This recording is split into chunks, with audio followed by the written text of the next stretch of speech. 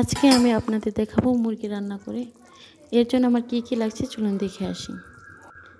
এখানে নিয়েছি আদা রসুন বাটা, হলুদ গুঁড়ো, মরিচ গুঁড়ো, জিরা গুঁড়া, মাংসের মশলা আর 1 কাপ পেঁয়াজ কুচি আর 1 বাটি টমেটো সস।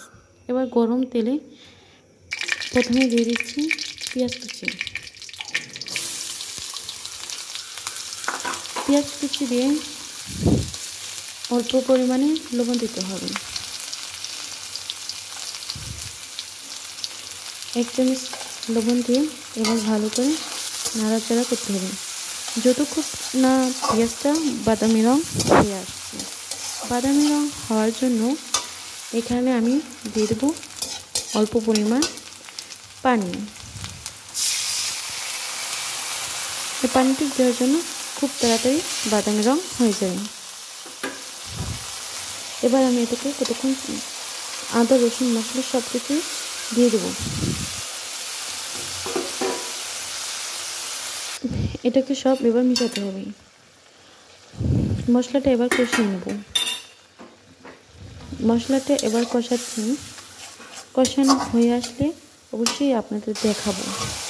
ঠিক এরকম করে কষায় নিতে হবে। যখন দেখা যাবে যে উপরে তেল ভেসে উঠছে তখন টমেটো সস দিয়ে দেবো।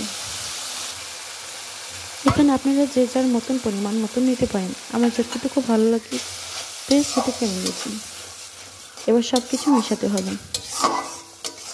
সব কিছু মেশানো ভালো করে হয়ে গেলে দিয়ে দেবো, এবার আমি ভালো করে মেশানো হয়েছে, দিয়ে দেবো আগে থেকে ধুয়ে রাখা মাংস। এবার মাংসটুকু দিয়ে খুব ভালো করে নাড়তে চাইতে হবে। এখানে আমি মাংসের সাথে পাকানো শাক নিয়ে নিয়েছি, আলুও দিয়ে দিয়েছি। আপনারা চাইলে আলু ভেজে দিতে পারেন, তবে সেটা কেমন হবে আমি জানি না। এবার ঠিক কষানো এরকম করে নেব। এবার ঢাকনা দিয়ে ঢেকে দিলাম। ঢাকনা দিয়ে ঢেকে দেওয়ার পর কিছুক্ষণ পর উঠিয়ে নিলাম। উঠানো হয়ে গেলে দেখতে পাচ্ছেন কেমন হয়েছে কষানো।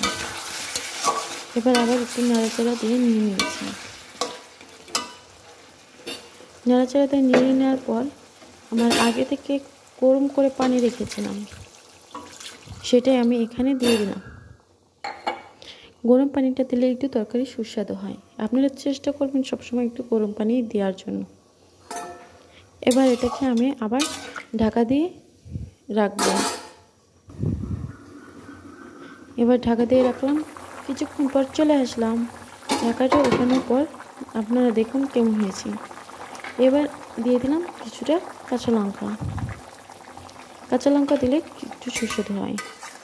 আগে থেকে দেখে নিয়েছিলাম লবণ লাগবে কি না লাগবে, তার জন্য আমি আমার পরিমাণ মতনই লবণ দিয়ে নিয়েছি। আপনারা চাইলে আপনাদের খেয়াল খুশি দিতে পারেন। ঢাকনাতে ঢাকার পর আবার উঠালাম। এবার ব্যাস আমার তরকারি হয়ে যাওয়ার মুহূর্তে আবার ঢাকনাতে রেখে দিয়েছিলাম।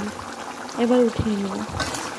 এবার উঠানো হয়ে গেলে আপনারা দেখে নিন কি সুস্বাদু তরকারিটা হয়ে গেল। আপনারা চাইলেও বাসায় এভাবে তরকারি রান্না করে দেখতে পারেন।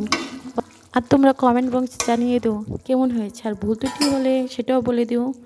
আর লাইক কমেন্ট সাবস্ক্রাইব দিয়ে আমার পাশে থেকো। ধন্যবাদ।